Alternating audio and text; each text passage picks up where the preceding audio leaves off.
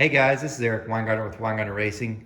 It's Saturday, so this is like an update video, what's going on in the shop and things that are happening. Now, usually this video is 3 to 5 minutes long. This one's gonna run longer because I'm attaching a clip at the end to help one of the commenters on my page understand why his comment is completely wrong. But let's get to it. Several of you have asked, how's your heart doing? I've gotten a lot of calls, and I do appreciate that, and people commenting as well. Thank you. For those that don't know, I'm just going to do a real quick recap. I went swimming again. That seems to cause the AFib, so you might be like, why you're doing it? Because I wanted to learn how to do something. And I've reached a couple milestones. I'm not going to swim anymore, at least not for quite a while until I could talk to the electrophysiologist, which is on Tuesday. So anyway, I went into AFib on Thursday, went to the ER on Friday. All they did was give me medicine. They said, call your cardiologist on Monday and they can get you shocked. Well, I called, no call back. So I got frustrated, so I actually went to their office. And then, amazingly, they could see me. And they said, we're going to schedule you for a cardioversion, which is pretty much they're going to shock your heart. And we're going to schedule that on Tuesday. So on Tuesday morning, went in the hospital. And I'd had this done once before, by the way, but it was done in the ER. It was a totally different experience. The one in the ER, what they did is they actually knocked me out. So I was knocked completely out. And then they did their procedure, shocked me, and I woke up. This one was not that way. First off, I had to get naked, which I didn't have to in ER, which I thought that's strange, but whatever. I probably should charge for this.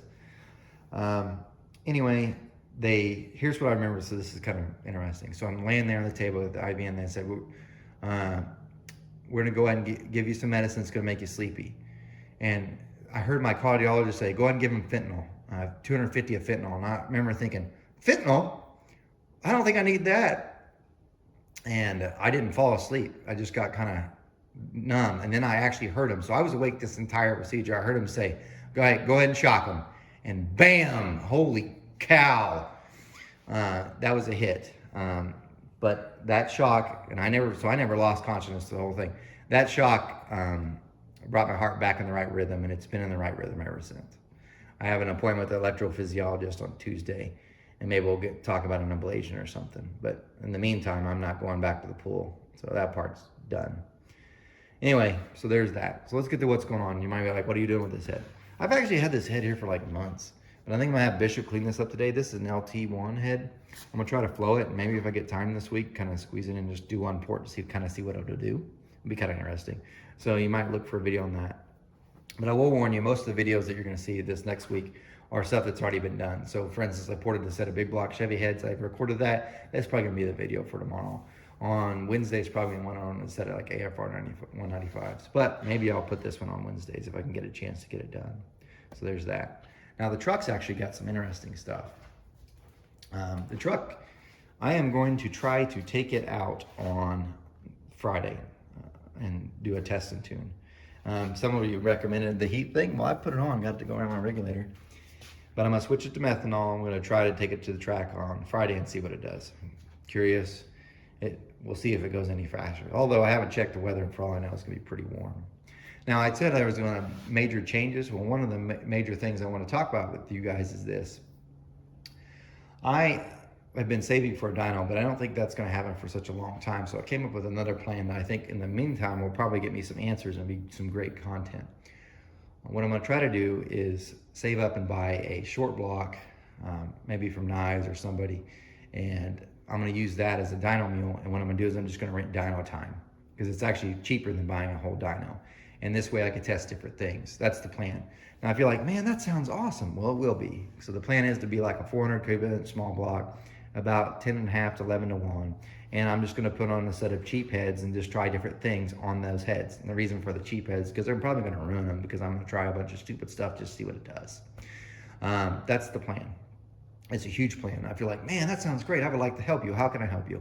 I don't have a Patreon account, but if you want to donate money, all you gotta do is email me at weingartnerracing@gmail.com. I'll send you an invoice for whatever you want to donate, and you can just donate that way. I'm not asking for money because I need money, but if you want to help things get along faster, that's a big way. To be quite honest, if you hadn't had the medical issue this year, I'd already have it done. I'd already have a short block built. The whole engine probably built, and we'd be dynoing now. But that, have to say ER visits are kind of high. So anyway, that's a huge update. That's going to be interesting because I'm really looking forward to that.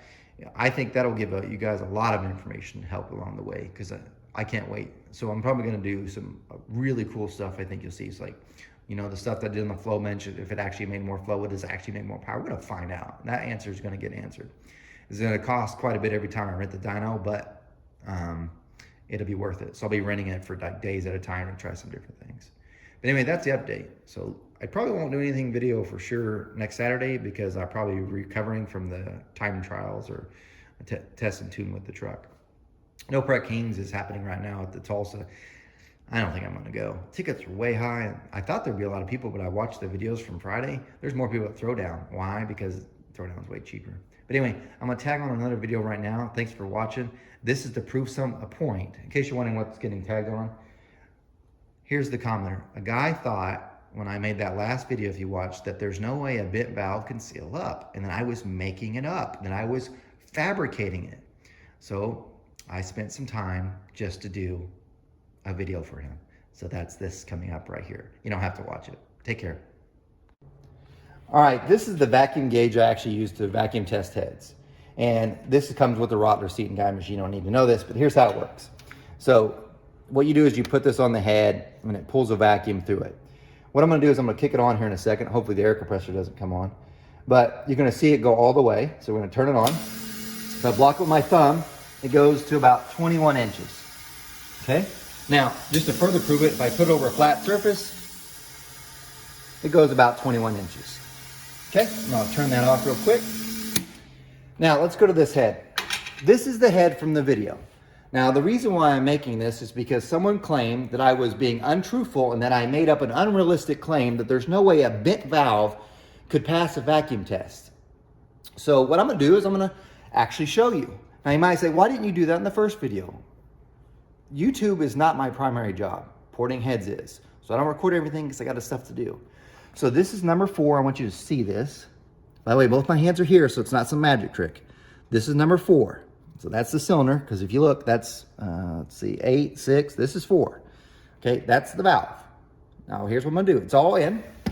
It's got its regular hydraulic roller spring in, nothing fancy. I'm gonna go ahead and vacuum test it.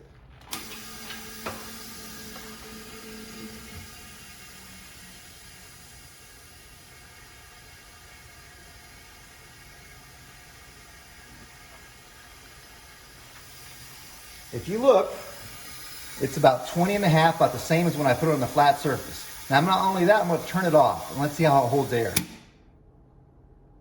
That's a pass. Now, you might say, why is it leaking down then? Well, 2 things. This foam's not 100%, and you can have air leaking past the seals and stuff. That's common.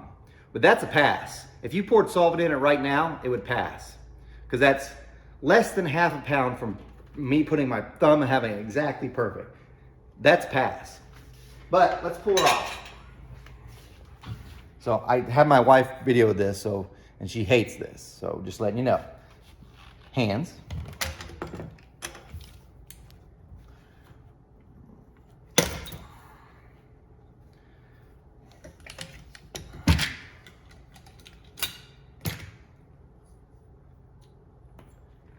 This is the valve. No trickery. Watch this. We're going to walk over to the valve refacer.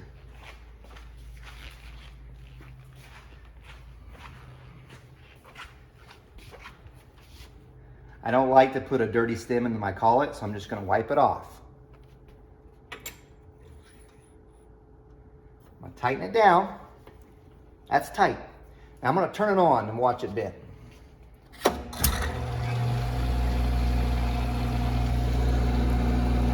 It's bent. I think that proves my point.